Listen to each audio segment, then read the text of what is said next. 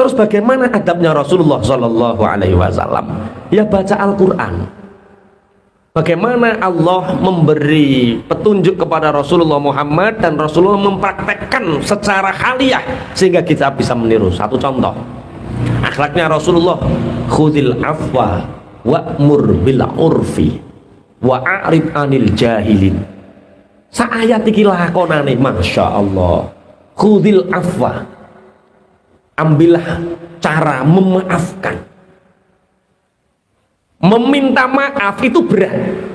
Apa enggak? Kita minta maaf sama orang karena kita melakukan kesalahan, berat enggak? Meminta maaf itu berat, tapi lebih berat memaafkan. Loh, meminta maaf rak rumangsa awake salah. Lah nek memaafkan kuwi bener kok.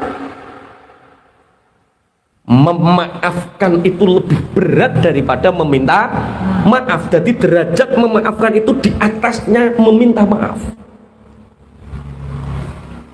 Kalau meminta maaf kita tahu kita salah, tapi kalau memaafkan orang lain salah dan kita menerima kesalahan, makanya orang-orang yang punya rasa al-afu, memaafkan, dia akan jauh dari penyakit hati, dia akan jauh dari kegundahan, dia akan jauh dari kerupekan, kesumpekan. Hatinya akan bening, pikirannya akan jernih, perilakunya akan baik. Karena apa? Dia nggak pernah punya rasa dendam, nggak punya rasa iri karena kesalahan orang lain dimaafkan. Iki akhlaknya Rasulullah. Wes sitok iki wes iso nglakoni to, lho kok wis keder ngene modele. Lah yo lagi sitok tok wis abot lho. Aduh-aduh kok lamongan ngaji diulang sih abot. Lebih baik minta izin daripada minta maaf. Toh kebalik, lebih baik minta maaf daripada minta izin. Kita hari khudil afwa, memaafkan. Dengan memaafkan hati jauh dari rasa dendam. Dari memaafkan hati akan menjadi tenang. Dengan memaafkan rasa iri akan hilang. Jadi orang itu fresh terus hidupnya karena hatinya penuh dengan memaafkan. Aku lo njaluk sepuro, ya njaluk sepuro iku gampang. Wong kowe sing salah kok. Tapi nek memaafkan kesalahan orang lain hanya orang-orang yang berjiwa besar. Hanya orang-orang yang berjiwa besar yang mau meminta maaf dan memaafkan. Bismillahirrahmanirrahim. Khudil afwa wa'mur bil urfi, dan ajak-ajaklah kebaikan. Kita mungkin mudah memaafkan, mudah meminta maaf, tapi kadang kita cuek dengan lingkungan, kita cuek dengan pergaulan, sehingga kita tidak pernah punya prestasi mengajak orang lain untuk kebaikan. Ngaji budal karpe dhewe. Pernahkah kita mengingatkan sahabat kita yang tersesat, kebelut bang didel wis suwe karo Mas Toib di WA, "Lek piye kabare? Ruwet melo ngaji aku to, kok ora ayem urip padangmu. Uripmu kok padang ayo to melu aku. Neng di ngaji. Lah fadilah ngaji apa? Wis rasah tak cerita apa, kok nek ngaji utangmu lunas." Bareng ngaji saulat dadak gak lunas diburu terus deh. Urung-urung wis ceritakno fadilah. Enggak, wa'mur bil urfi. Kita harus selalu mengingatkan orang lain, mengajak orang lain untuk melakukan kebaikan. Tapi kita jangan menafikan diri kita, jangan jadi lilin.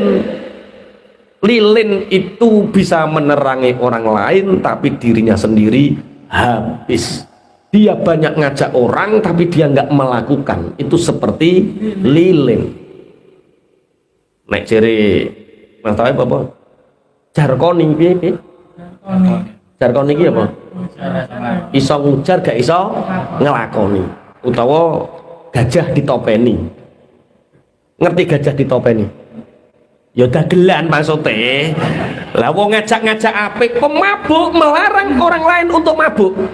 Boleh enggak? Ya boleh. Walaupun kita suka mabuk, melarang orang lain untuk mabuk boleh. Tapi asarnya, labetnya kurang. Makanya kita jangan jadi lilin, tapi nek iso dadi Nek Petromak yo entek lengo gas iki. Listrik, yang penting PLN cek urip.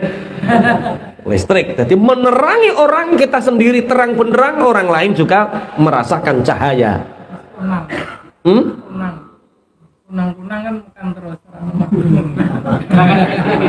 Tapi nek iso ilang kok. Kunang yo. Iya, mosok dakwah kaya kunang ya. Iya mendrip-mendrip kecilien. Kecilien.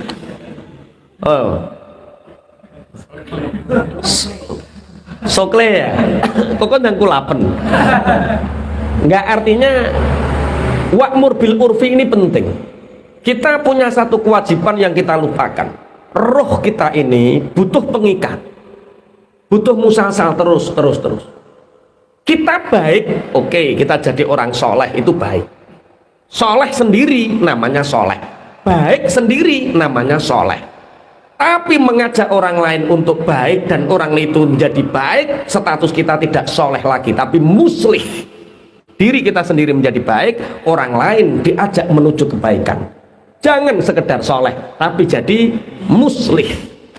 Wa'mur bil urfi, akhlaknya ngono. Iki wis mbok lakoni to, insyaallah wis. Oleh wong piro dari domba-domba yang tersesat? Wah, wis oleh wong 10 deh. Wis oleh wong 10, muga-muga ikhlas kabeh. Amin. Lah yo ngajak ngaji. Wong siji wae urung melangkah dosane wis di 10. 10 ku alah 10 kuadrat. Masya Allah. Bener Bang Didele lunas ya bener. Siji memaafkan, dua mengajak kepada kebaikan. Wa arid anil jahilin. Berpaling dari orang-orang yang bodoh. Berpaling bukan berarti meremehkan. Orang bodoh kita hormat, orang bodoh kita muliakan sebagai rasa kemanusiaannya. Tapi nek wong bantai, wong bodoh bantai, wong gak ngerti bantai awake, lebih baik wa idza khatabahumul jahiluna qalu salama. Pak Yai jenengan iku salah. Fardune wudu iku ngusap kuping, fardune wudu. Mbok arani sunah piye? Orang ngusap kuping kok wudune sah. Pak Yai ngajine nang ndi? Wis jelas wong bodoh. Nek neng wong ngono kuwi iya Kak, iya. Jadi Imam Syafi'i itu pernah berkata, aku mujadalah, berdebat dengan orang alim siapapun, saya nggak pernah reputasi kalah, nggak pernah.